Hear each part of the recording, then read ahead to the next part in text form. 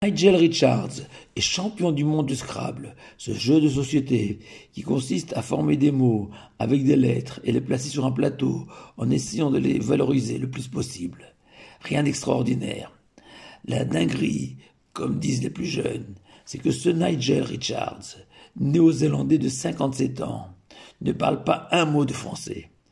Et que, par ailleurs, il a déjà remporté 10 titres de champion du monde de Scrabble, mais dans sa version anglaise. Incroyable. Il a mémorisé des centaines de mots en français sans les comprendre. Dans son parachat de Pekoudé, il est aussi question d'un génie qui savait utiliser les lettres, Betzalel, mais pas pour simplement former des mots. Mais, selon Rav Yehuda au nom de Rav dans le Talmud, Betzalel, lui, savait comment utiliser les lettres pour recréer le ciel et la terre. Et c'est ce Betzalel que Dieu a désigné pour être l'architecte du Mishkan, du temple du désert, le tabernacle. Et le Ramban explique que le génie de Betzalel était de comprendre la structure interne du ciel et de la terre et de bâtir le Mishkan comme la reproduction spirituelle de notre monde, afin de réaliser le projet divin de voir s'unir l'homme et Dieu au Mishkan.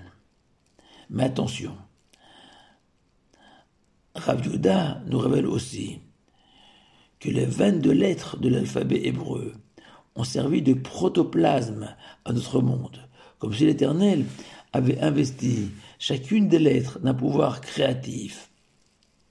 Ce que le Maggid de Mezerich nous fait remarquer à travers les 3 premiers mots de la Torah, Bereshit bara et, littéralement, et au début Dieu créa, qu'on peut comprendre ainsi, selon le Maggid, comme au début Dieu créa, depuis le Aleph, première lettre de l'alphabet, jusqu'à Tav, la dernière lettre de l'alphabet, et Aleph et Tav forment le mot et, de Bereshit bara. Dieu a créé et que la forme, la prononciation des lettres hébraïques ne sont pas simplement le fruit de conventions entre les hommes utilisant le même langage, mais bien le produit du génie divin, à la fois la forme, la prononciation, mais également sa valeur numérique, qui ne sont pas le fruit du hasard. Et on peut comprendre ainsi pourquoi un Sefer Torah dont la moindre lettre serait déformée est invalide et ne peut être lue en état, car chaque lettre est la traduction parfaite de la volonté divine. Et c'est ce qu'ont révélé des enfants savants sortant de l'école dans le Talmud, en projetant un tout petit filet de lumière sur les secrets de ces lettres, en faisant remarquer par exemple que le pied gauche du Gimel, 3e lettre de l'alphabet, est tendue vers le Dalet, la lettre suivante, comme pour indiquer, selon ce Wunderkind, enfant génie en Yiddish, que Gomel désignant l'homme généreux, comme Gimilut Chassadim, la bonté. Le Gomel doit sans cesse tendre la main, être tourné vers le Dalet, le pauvre, Dal signifiant un misérable. Et l'art de Betzalel a été d'associer ces lettres pour créer le monde, ces 22 lettres étant chacune expression de la volonté première du Tout-Puissant, volonté première qui est le souffle sur lequel repose l'ensemble de la vie et de l'univers. Volonté qui s'est habillée de 22 manières différentes, les 22 lettres de l'alphabet, éléments de base de la création, tels, par exemple, les éléments chimiques de Mendeleïev, éléments de base de notre monde. Et dans cette perspective, on prend parfaitement la demande de Dieu au premier homme de la terre, Adam, géant par la taille et par la dimension spirituelle, de nommer, de donner un nom à chacun des êtres vivants, car ce nom n'était pas le fruit du hasard, mais la définition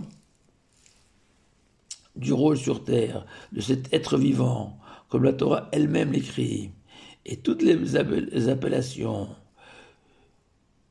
d'Adam furent le nom donné à ces êtres vivants, avec l'inévitable ressemblance entre Shemo, son nom, Samo il l'a placé, et Shamou, signifiant est là-bas, vers cet horizon, il doit tendre. Et Betzalel a hérité directement du savoir divin de Adam Arishon, au point que son propre nom, Betzalel, signifie à l'ombre de Dieu, ce savoir consistant à prendre des lettres de l'alphabet pour s'en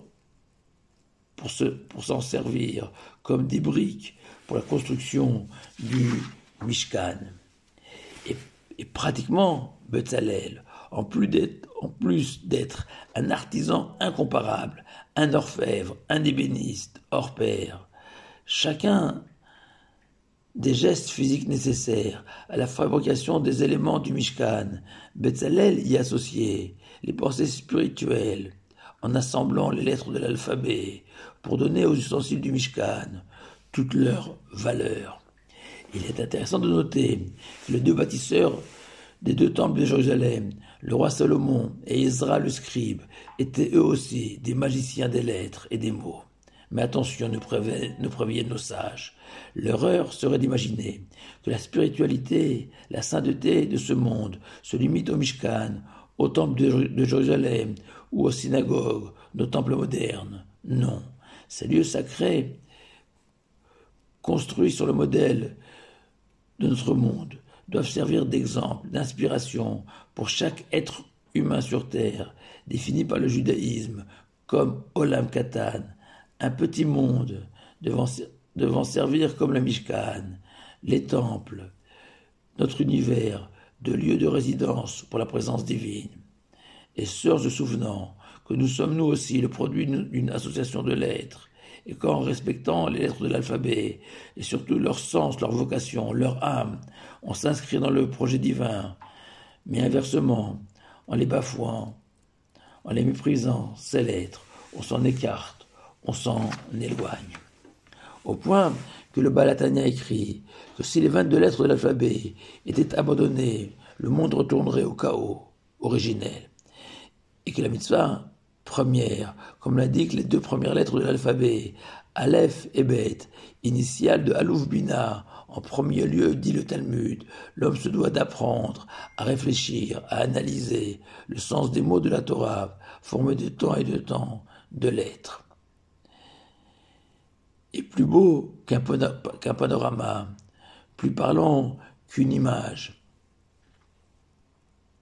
Les mots de la Torah, de la Mishnah, de la Gemara peuvent faire jaillir devant ceux qui les étudient, qui se penchent attentivement sur eux, des visions merveilleuses de la sagesse divine, plus belles que toutes les destinations touristiques de la Terre. Pour conclure et revenir à ce Nigel Richards, qui en plus de 10 titres de champion du monde de Scrabble en anglais, 5 titres de champion du monde en français, Nigel vient de remporter son premier titre de champion du monde en espagnol. À sa place, j'apprendrai l'hébreu. Il pourrait devenir peut-être le Betzalel de la génération.